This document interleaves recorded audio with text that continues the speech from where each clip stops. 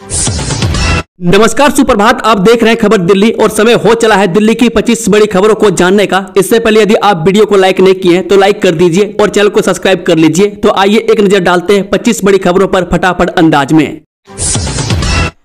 Pension भुगतान में गड़बड़ी रोकने के लिए सरकार कराएगी वार्षिक सत्यापन, योजनाओं में आएगी पारदर्शिता। जी हां, दिल्ली सरकार ने बुजुर्ग पेंशन और जरूरतमंद महिलाओं को मिलने वाली आर्थिक सहायता में फर्जीवाड़े को रोकने के लिए वार्षिक सत्यापन का निर्णय लिया है। लगभग 6 लाख लाभार्थियों के सत्यापन के लिए CSE governance services India limited के साथ साझेदारी की गई है। सत्यापन में बायोमेट्रिक प्रमाणीकरण, जीवन प्रमाण पत्र और अन्य विवरणों का डिजिटलीकरण शामिल होगा।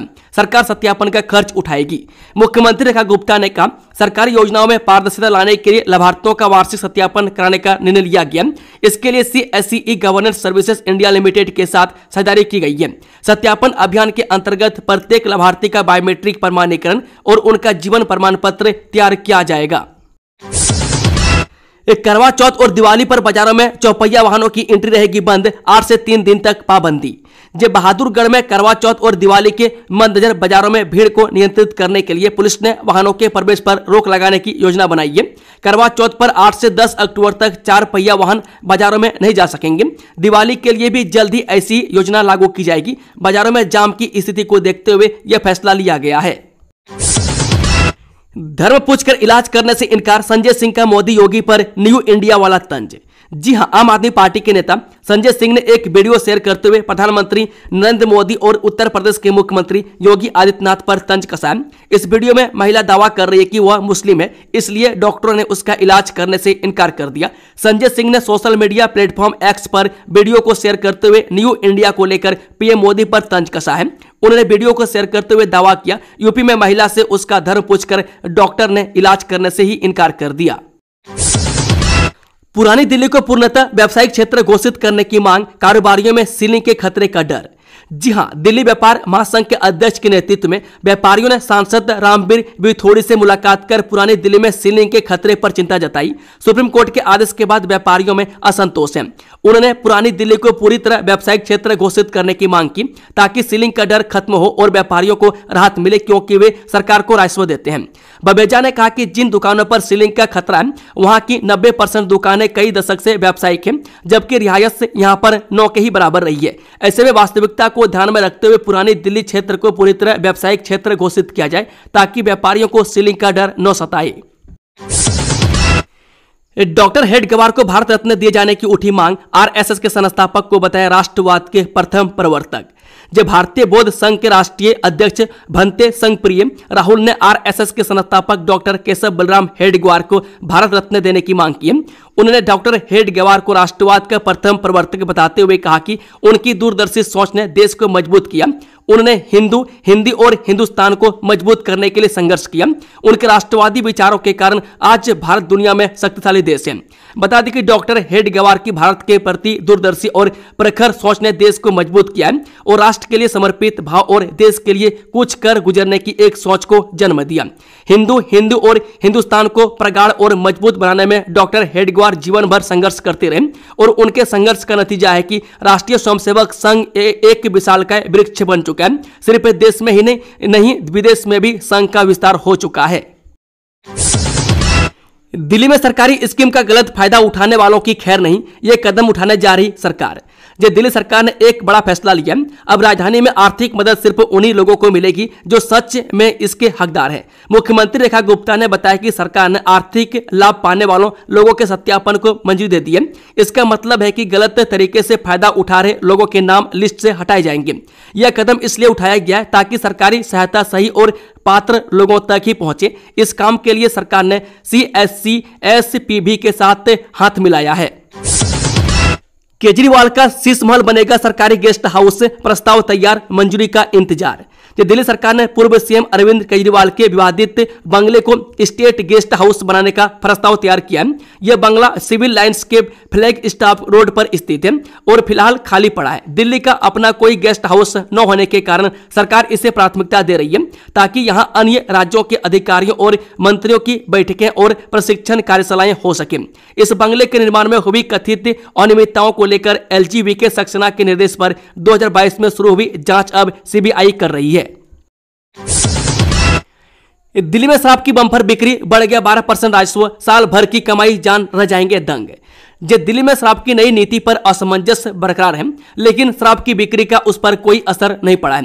यही वजह है वित्तीय वर्ष 2025-26 में दिल्ली सरकार के आबकारी राजस्व के रूप में 4192 करोड़ 86 लाख रुपए की प्राप्ति हुई है, जो पिछले वर्ष इसी अवधि के 3731 करोड़ 79 लाख रुपए की तुलना में करीब 12.3% अधिक है। यह तब है जबकि दिल्ली में कोई पॉपुलर ब्रांड उपलब्ध नहीं है। दिल्ली के सरकारी स्कूल में गंदी हरकत करने वाले टीचर्स की जाएगी नौकरी, सख्त एक्शन की तैयारी। जी मंगलपुरी के एमसीडी स्कूल के प्रिंसिपल, एक महिला टीचर सहित 5 टीचर्स को उनके कृत्य की असली सजा मिलनी अभी बाकी है। एमसीडी के टॉप अधिकारियों का कहना है कि आरोपी टीचर्स को सस्पेंड तो इसलिए किया गया है जिससे वे जांच में किसी तरह की बाधा पैदा न कर सके। जांच पूरी होने के बाद यह निर्णय लिया जाएगा कि उनके ऊपर माइनर पेनल्टी लगाई जाए या मेजर पेनल्टी। अधिकारियों का कहना है कि माइनर पेनल्टी में उनका डिमोशन से लेकर इंक्रीमेंट में कटौती की जा सकती है, लेकिन यदि उनके ऊपर मेजर पेनल्टी लगती है तो उन्हें नौकरी से भी निकाला जा सकता है। दिल्ली पुलिस का खुलासा, एयरपोर्ट पर नौकरी के नाम पर ठगी करने वाले शातिर गिरफ्तार। दिल्ली पुलिस की साइबर सेल ने एक ऐसे चालाक ठग को गिरफ्तार किया है जिसने बेरोजगार युवाओं को एयरपोर्ट पर नौकरी का सपना दिखाकर लाखों रुपए की ठगी की। दिल्ली पुलिस के मुताबिक गिरफ्तार आरोपी की पहचान मनोज रूप में हुई है। उसके कब्जे से ठगी में इस्तेमाल किया गया स्मार्टफोन बरामद किया गया। दिल्ली पुलिस के मुताबिक आरोपी मनोज खुद को एयरपोर्ट सर्विस कंपनी BWFS का कर्मचारी बताकर युवाओं से संपर्क करता था। वह एयरपोर्ट पर 35,000 वेतन वाली नौकरी दिलाने का झांसा देता और रजिस्ट्रेशन फीस के नाम पर 5,000 से 25,000 तक वसूल लेता था। ठगी का पर्दाफाश तब हुआ जब RK पुरम निवासी S सिंह ने साइबर पुलिस को शिकायत दी कि आरोपी ने उनसे 20,500 रुपये ठग लिए और फिर फोन बंद कर गायब हो गया। हिंदू देवी देवताओं पर मोहम्मद शमशाद ने की अभद्र टिप्पणी, पुलिस ने किया गिरफ्तार। दक्षिण पश्चिम दिल्ली में एक व्यक्ति को सोशल मीडिया पर एक वीडियो में हिंदू देवी देवताओं पर और पुलिसकर्मियों के बारे में अभद्र भाषा का इस्तेमाल करने के आरोप में पुलिस ने शनिवार को गिरफ्तार कर लिया। यहां एक अधिकारी ने यह जानकारी दी। वसंत कुंज थाने में एक व्यक्ति के बारे में पुलिस नियंत्रण कक्ष यानी कि PCR को फोन आया और बाद में आरोपी की पहचान मोहम्मद शमशाद आलम के रूप में हुई, जो हिंदू देवताओं के बारे में कथित तौर पर अपमानजनक भाषा का इस्तेमाल कर रहा था। पुलिस उपायुक्त अमित गोयल ने कहा, पुलिस की एक टीम तुरंत छतरपुर मेट्रो स्टेशन के पास रूबी नर्सरी के समीप पहुंची। इलाके में शिकायतकर्ता रविकांत समेत विश्व हिंदू परिषद यानी कि विहिप के कई सदस्य मौजूद थे। शिकायतकर्ताओं ने पुलिस को सोशल मीडिया पर प्रसारित एक वीडियो दिखाया जिसमें आलम को हिंदू देवी देवताओं और पुलिस अधिकारियों के खिलाफ अत्यधिक की आपत्तिजनक भाषा का इस्तेमाल करते हुए देखा गया। दार्जिलिंग में भारी बारिश से तबाही, भूस्खलन, पुल ढहने की घटनाओं में 14 की मौत। पीएम मोदी ने घटना पर दुख जताया। जब उत्तर बंगाल में लगातार बारिश ने फिर कहर बरपाया, भूस्खलन से कई पहाड़ियां तबाह हो गई। दार्जिलिंग में कई जगहों पर भूस्खलन से 5 लोगों की मौत हो गई। वहीं लोहे का पुल गिरने से 9 लोगों की मौत की खबर है। इस तरह की घटनाओं में कम से कम 14 लोगों की मौत होने की आशंका है। सिक्किम में कई जगहों पर पर्यटकों के फंसे होने की खबर है। प्रधानमंत्री मोदी ने दार्जिलिंग में पुल दुर्घटना में हुई जान माल की हानि पर शोक व्यक्त किया। उन्होंने सोशल मीडिया एक्स पर कहा, दार्जिलिंग में एक पुल दुर्घटना में हुई जान माल की हानि से अत्यंत दुखी हूं। जिन लोगों ने अपने प्रियजनों को खोया है उनके प्रति संवेदना, घायलों के शीघ्र स्वस्थ होने की कामना करता हूं। भारी बारिश और भूस्खलन के मद्देनजर दार्जिलिंग और आसपास के इलाकों की स्थिति पर कड़ी नजर रखी जा रही है। हम प्रभावित लोगों को हर संभव सहायता प्रदान करने के लिए प्रतिबद्ध हैं। नो केजरीवाल नो ही सिसोदिया, इस उद्योगपति को राज्यसभा भेजेगी आम आदमी पार्टी। जब कैबिनेट मंत्री संजीव अरोड़ा की विधानसभा चुनाव में जीत के बाद पंजाब से खाली हुई राज्यसभा सीट पर आम आदमी पार्टी सुप्रीमो अरविंद केजरीवाल को भेजने की चर्चाएं चल रही थी। हालांकि अब इन अटकलों पर विराम लग गया है। दरअसल आम आदमी पार्टी ने ट्राइडेंट ग्रुप के चेयरमैन राजेंद्र गुप्ता को पंजाब से राज्यसभा सीट के लिए अपना उम्मीदवार घोषित किया। आम आदमी पार्टी के राष्ट्रीय महासचिव संदीप पाठक ने इस संबंध में एक पत्र जारी किया जिसे पार्टी के सोशल मीडिया हैंडल से साझा किया गया है। दिल्ली के सिग्नेचर व्यू अपार्टमेंट के सभी फ्लैट 12 अक्टूबर तक करने होंगे खाली। जानिए एमसीडी ने क्यों लिया ये फैसला। जो दिल्ली के मुखर्जी नगर स्थित सिग्नेचर व्यू अपार्टमेंट के सभी फ्लैट 12 अक्टूबर तक खाली करने होंगे। दिल्ली हाईकोर्ट के आदेश के बाद दिल्ली नगर निगम यानी कि एमसीडी ने अपार्टमेंट खाली कराने की प्रक्रिया तेज कर दी है। आरडब्ल्यूए कार्यालय में नगर निगम की ओर से एक क्लर्क बैठाकर बिजली और पानी की एनओसी ली जा रही है। वहीं नगर निगम 13 अक्टूबर की सुबह से अपार्टमेंट की बिजली और पानी की आपूर्ति बंद करने के आदेश भी जारी कर दिए। अपार्टमेंट के कुल 336 में से अब तक 230 फ्लैट खाली हो चुके हैं, जबकि बचे 106 फ्लैटों को अगले 7 दिन में खाली करना होगा।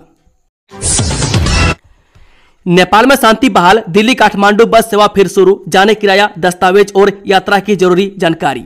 जी हां, नेपाल में हालात सामान्य होने व दोनों देशों के बीच आवागमन बहाल होने के बाद दिल्ली काठमांडू अंतर्राष्ट्रीय बस सेवा एक बार फिर से शुरू हो गई है। यह बस सेवा यात्रियों के लिए बड़ी राहत है, क्योंकि इससे धार्मिक, पर्यटन व व्यावसायिक यात्राएं फिर सुगम हो सकेंगी। यह सेवा दिल्ली ट्रांसपोर्ट कॉर्पोरेशन यानी कि डीटीसी द्वारा चलाई जा रही है और इसे 25 नवंबर 2014 को शुरू किया गया था। इसके साथ ही नेपाल की तरफ से मंजूश्री प्राइवेट लिमिटेड की तरफ से भी भारत नेपाल के बीच बसें चलान किया जाता है। मैं नेपाल में हिंसा के बाद यह सेवा रोक दी गई थी, अब इसे फिर से शुरू कर दिया गया है, जिससे भारत व नेपाल के बीच लोगों के संपर्क को और मजबूत किया जा सके। पीएम मोदी करेंगे नवी मुंबई इंटरनेशनल एयरपोर्ट का उद्घाटन, देश को मिलेगी नई रफ्तार। जी हां, नवी मुंबई इंटरनेशनल एयरपोर्ट जल्द लोगों को समर्पित किया जाएगा। इसे एशिया के सबसे एडवांस एयरपोर्ट में से एक माना जा रहा है। चर्चा है कि पीएम मोदी इसका उद्घाटन 8 अक्टूबर को करेंगे। वहीं इस एयरपोर्ट का नाम रखने पर भी विचार विमर्श जारी है। नवी मुंबई इंटरनेशनल एयरपोर्ट देश का सबसे एडवांस और पर्यावरण के अनुकूल बताया जा रहा है। एक वरिष्ठ अधिकारी ने ANI को बताया कि प्रधानमंत्री मोदी 8 अक्टूबर 2025 को नवी मुंबई अंतर्राष्ट्रीय हवाई अड्डे का उद्घाटन करेंगे। यह हवाई अड्डा मुंबई को लंदन, न्यूयॉर्क और टोक्यो के साथ दुनिया के सबसे प्रतिष्ठित जुड़वां हवाई अड्डा शहरों में शामिल करेगा। इससे भारत की वैश्विक विमानन प्रतिष्ठा को एक बड़ा बढ़ावा मिलेगा। दिल्ली में आतिशबाजी के खिलाफ मुहिम, पुलिस ने जब्त किए 1700 किलो से अधिक पटाखे।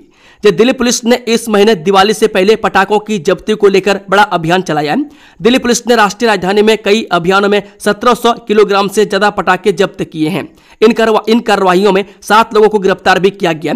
पुलिस उपायुक्त पंकज कुमार ने बताया कि दिल्ली पुलिस की क्राइम ब्रांच ने द्वारका, रोहिणी, उत्तम नगर, शास्त्री नगर, मुकुंदपुर और शाहदरा में एक्शन लिया। दिल्ली में बदलने वाला है मौसम, बारिश का येलो अलर्ट, 40 की स्पीड से चलेंगी हवाएं। राष्ट्रीय राजधानी दिल्ली में अगले 24 घंटे के दौरान पश्चिमी विक्षोभ का असर दिखना शुरू होगा। मौसम विभाग ने दिल्ली के साथ ही एनसीआर के इलाकों में सोमवार को तेज हवा के साथ जोरदार बारिश की चेतावनी जारी की है। इसको लेकर येलो अलर्ट भी जारी किया गया। इससे तापमान गिरेगा और मौसम में तेजी से बदलाव दिखना शुरू होगा। मौसम विभाग ने अगले 24 घंटों के दौरान दिल्ली के साथ ही एनसीआर के विभिन्न हिस्सों में पश्चिमी विक्षोभ का असर दिखने की संभावना जताई है। पश्चिमी विक्षोभ के असर से दिल्ली एनसीआर के इलाकों में बादल छाए रहने और रात या सुबह के समय गरज चमक के साथ हल्की बारिश की संभावना जताई गई है। अनावश्यक एक्सरे से 20 से कम उम्र वाले मरीजों में 10% बढ़ रहा है कैंसर का खतरा, विशेषज्ञों ने दी चेतावनी। चिकित्सा के क्षेत्र में तकनीक ने क्रांति ला दी है, लेकिन अनावश्यक रेडियोलॉजिकल जांच जैसे एक्सरे और सीटी स्कैन की बढ़ती प्रवृत्ति मरीजों के लिए खतरा बन रही है। शनिवार को राम मनोहर लोहिया अस्पताल में आयोजित neurological surgeon society of India के 2 दिवसीय प्रशिक्षण कार्यक्रम में डॉक्टर RS मित्तल ने यह बातें कही। उन्होंने चेतावनी दी कि बार बार रेडियोलॉजी जांच से होने वाला विकिरण जोखिम खासकर 20 वर्ष से कम उम्र के मरीजों में कैंसर का खतरा 10% तक बढ़ा सकता है। इस कार्यक्रम में विभिन्न राज्यों में डॉक्टरों की पढ़ाई कर रहे छात्र शामिल थे, जिन्हें 15 से 40 साल के अनुभवी डॉक्टरों ने प्रशिक्षण दिया। इस प्रशिक्षण में छात्रों को मरीजों की जांच करना, बीमारी का पता लगाना, बीमारी में इलाज की जरूरतों को समझना, जरूरत न होने पर सर्जरी करने से बचना व एक अच्छा न्यूरोसर्जन बनने का प्रशिक्षण दिया गया। बिश्नोई गैंग के बुरे दिन, सुरक्षा एजेंसियों का दावा, अलग हुए गोल्डी बराड़ और काला जठेड़ी, लॉरेंस को बड़ा झटका। अपराध की दुनिया में एक छत्र राज करने वाले लॉरेंस बिश्नोई व उसके गैंग के बुरे दिन शुरू हो चुके हैं। सुरक्षा एजेंसियों की माने तो लॉरेंस गैंग का दाहिना हाथ कहे जाने वाले कनाडा में बैठे गोल्डी बराड़ और काला जठेली भी अलग हो गए। ये लॉरेंस के लिए बहुत बड़ा झटका है। राजस्थान का गैंगस्टर रोहित गोदारा भी लॉरेंस गैंग से अलग हो चुका है। अधिकारियों की माने तो इस समय लॉरेंस बिश्नोई अमेरिका में बैठे भाई अनमोल के साथ अकेला रह गया है। कनाडा सरकार ने हाल ही में लॉरेंस के खिलाफ कड़ा कदम उठाया। कनाडा सरकार ने बिश्नोई गैंग को एक आतंकवादी संगठन घोषित कर दिया। बिश्नोई गैंग पर कनाडा में खास समुदाय को निशाना बनाकर डर और धमकी का माहौल बनाने का आरोप है। इसे देखते हुए कनाडा की पब्लिक सेफ्टी मिनिस्ट्री की तरफ से जारी बयान में कहा गया कि बिश्नोई गैंग एक इंटरनेशनल टेररिस्ट गैंग है जो हिंसा, दहशतगर्दी और डराने धमकाने का काम करता है। ऐसे में बिश्नोई गैंग को आतंकी संगठन घोषित करने के बाद कनाडा की सरकार को उसके खिलाफ और कड़ी कार्रवाई करने की छूट मिलेगी। नलों से साफ पानी का जगह आ रहा सीवर का गंदा और बदबूदार पानी, दूषित जल पीकर बीमार हो रहे लोग। जब पूर्वी दिल्ली के कई इलाकों में दूषित पेयजल की सप्लाई हो रही है जिसे पीकर लोग बीमार हो रहे हैं। ऐसे में लोगों को अपनी बुनियादी जरूरतें पूरी करने के लिए बाजार से पानी खरीदने को मजबूर होना पड़ रहा है। यहां तक कि खाना पकाना, बर्तन धोना, स्नान करना और शौच जाने तक के लिए उन्हें परेशान होना पड़ रहा है। दरअसल लक्ष्मी नगर स्थित डी ब्लॉक और मयूर विहार फेस 1 स्थित पॉकेट 2 में यह समस्या बीते कई महीनों से बनी हुई है। अंडरवियर पहनकर अदालत में वर्चुअली पेश हुआ एक शख्स, शराब पी सिगरेट का कस लगाया, गिरफ्तार। जब पुलिस ने वीडियो कॉन्फ्रेंसिंग के जरिए हो रही अदालती कार्यवाही में बाधा डालने के आरोप में एक व्यक्ति को गिरफ्तार कर लिया है। वह धूम्रपान और शराब पीते हुए अंडरवियर में अदालत में पेश हुआ था। पुलिस के एक अधिकारी ने बताया कि गोकुलपुरी निवासी मोहम्मद इमरान उम्र 32 वर्ष एक हिस्ट्री सीटर है और उसके खिलाफ दिल्ली भर में लूट, झपटमारी और अन्य अपराधों के 50 से ज्यादा मामले दर्ज हैं। 30 हजारी कोर्ट स्थित न्यायिक मजिस्ट्रेट प्रथम श्रेणी अंशुल सिंगल की अदालत के रिकॉर्ड कीपर की शिकायत पर 22 सितंबर को मामला दर्ज किया गया था। यमुना के तटों पर प्राकृतिक विरासत को मिलेगा नया जीवन, फिर विकसित किया जाएगा अमृत बायोडायवर्सिटी पार्क। जब दिल्ली की प्राकृतिक विरासत को संजोने और यमुना के तटों को नया जीवन देने के लिए डीडीए ने 61,56,000 की 3 नई परियोजनाओं शुरू की है। डीडीए यमुना के बाढ़ क्षेत्र और खास तौर पर आईटीओ ब्रिज से NH-24 के बीच के क्षेत्र में अमृत बायोडायवर्सिटी पार्क को फिर से विकसित करेगा। यह परियोजना सीधे तौर पर दिल्ली की प्राकृतिक विरासत को संवारने और शहर को अधिक हरियाली देने के लिए है। इसमें यमुना किनारे आर्द्र भूमि के साथ घास के मैदान, दुर्लभ और स्थानिक पौधों वाले मैदानी वन विकसित करने का लक्ष्य है जो दिल्ली की जैव विविधता को मजबूत करेंगे। डीडीए के विवेक के बिहार हॉर्टिकल्चर डिवीजन ने कुल 61,56,101 रुपए की 3 प्रमुख बागवानी परियोजनाओं के ऑनलाइन टेंडर जारी किए। 13 अक्टूबर को दोपहर 3 बजे तक टेंडर भरे जाएंगे और 14 अक्टूबर को इनकी तकनीकी बोलियां खोली जाएंगी। दिल्ली हाईकोर्ट का अहम फैसला, जीएसटी में कमी के बाद कीमतों में कमी न करना धोखाधड़ी के समान। जब दिल्ली हाईकोर्ट ने जीएसटी दरों में कमी को लेकर महत्वपूर्ण टिप्पणी की है। अदालत के अनुसार जीएसटी दरें कम होने पर उपभोक्ताओं को कीमतों में सीधा लाभ मिलना चाहिए, न कि उत्पादों में बदलाव करके उन्हें ठगा जाना चाहिए। कीमतों में बदलाव किए बिना मात्रा बढ़ाने से टैक्स से कटौती का लाभ नहीं मिलता। अदालत ने यह फैसला मेसर्स शर्मा ट्रेडिंग कंपनी की याचिका पर सुनाया। दिल्ली के वजीराबाद में अचानक सड़क धंसी, भारी वाहनों के लिए रूट डायवर्ट। जब पूर्वी दिल्ली के वजीराबाद रोड पर गोकलपुरी में जल बोर्ड की पाइपलाइन के हिसाब से सड़क धंस गई। पीडब्ल्यूडी ने तुरंत कार्रवाई करते हुए गड्ढे को भर दिया और यातायात सामान्य किया। स्थानीय लोगों ने बताया कि सड़क कुछ दिनों से नीचे बैठ रही थी। पुलिस ने भारी वाहनों को डायवर्ट किया। पीडब्ल्यूडी ने रिसाव को ठीक करके सड़क की मरम्मत की। स्थानीय लोगों ने बताया कि पिछले कुछ दिनों से सड़क नीचे बैठ रही थी। शनिवार शाम को सड़क धंस गई। स्थानीय लोगों ने मामले की सूचना पुलिस व पीडब्ल्यूडी विभाग को दी। रात तक सड़क करीब 6 फीट तक धंस गई। पुलिस ने भारी वाहनों का आवागमन बंद किया। भारी वाहनों को गोकलपुरी फ्लाईओवर से डायवर्ट कर दिया। फरीदाबाद के निवासी अब ले सकेंगे फ्री जिम और सैर सपाटा का आनंद। इन 4 जगहों पर बनेंगे पार्क। जब फरीदाबाद नगर निगम शहर को साफ रखने के लिए कूड़ा घरों को खत्म करके उनकी जगह पार्क बनाने की योजना बना रहा है, वह बल्लभगढ़ और एनआईटी में 4 जगहों पर पार्क बनाए जाएंगे, जिनमें ओपन जिम और फुटपाथ ट्रैक होंगे। निगम ने टेंडर जारी कर दिए और दिवाली के बाद काम शुरू हो जाएगा। इस पहल से शहर में स्वच्छता को बढ़ावा मिलेगा और लोगों को ताजी हवा मिलेगी। 4 जगहों के लिए निगम की ओर से टेंडर जारी कर दिए गए। दिवाली के बाद पार्क तैयार करने का काम शुरू हो जाएगा। इन पार्कों में ओपन जिम और फुटपाथ ट्रैक भी बनाए जाएंगे। निगम का मानना है कि डंपिंग यार्ड खत्म होने से शहर में स्वच्छता अभियान का असर दिखना शुरू हो जाएगा। भ्रामक और काल्पनिक दावे करने पर हाईकोर्ट ने 2 पक्षकारों पर लगाया 50,000 रुपए का जुर्माना। जब दिल्ली हाईकोर्ट ने जिला अदालत से मामले के ट्रांसफर के लिए दायर याचिका में गलत दावे करने पर 2 लोगों पर 50,000 रुपए का जुर्माना लगाया। कोर्ट ने कहा कि ट्रायल कोर्ट के जज ने प्रतिवादी से दोस्ताना व्यवहार किया। यह आरोप न्यायपालिका की प्रतिष्ठा को नुकसान पहुंचाता है। याचिकाकर्ताओं ने बिना सबूत के झूठे आरोप लगाए थे और बाद में वही जज के सामने पेश होते रहे। अदालत ने कहा ऐसे आरोप न्यायपालिका की प्रतिष्ठा को कम करते हैं और इन्हें स्वीकार नहीं किया जा सकता। पीठ ने कहा कि याचिकाकर्ता सिर्फ बिना किसी प्रमाण के ट्रायल कोर्ट के न्यायाधीश पर अनावश्यक, कल्पित और झूठे आरोप लगाने की कोशिश कर रहे थे। पीठ के अनुसार याचिकाकर्ता की याचिका उपजाऊ कल्पना का उत्पाद थी। पीठ ने यह भी नोट किया कि याचिकाकर्ता घटना के बाद भी इसी न्यायाधीश के सामने पेश होता रहा। दोस्तों, खबरों का सिलसिला समाप्त होता है। अगर जानकारी पसंद आई तो वीडियो को लाइक, शेयर, चैनल को सब्सक्राइब जरूर कर लें और कमेंट बॉक्स में अपना फीडबैक देना ना भूलें। Thank you, all the best. जय हिंद, वंदे मातरम।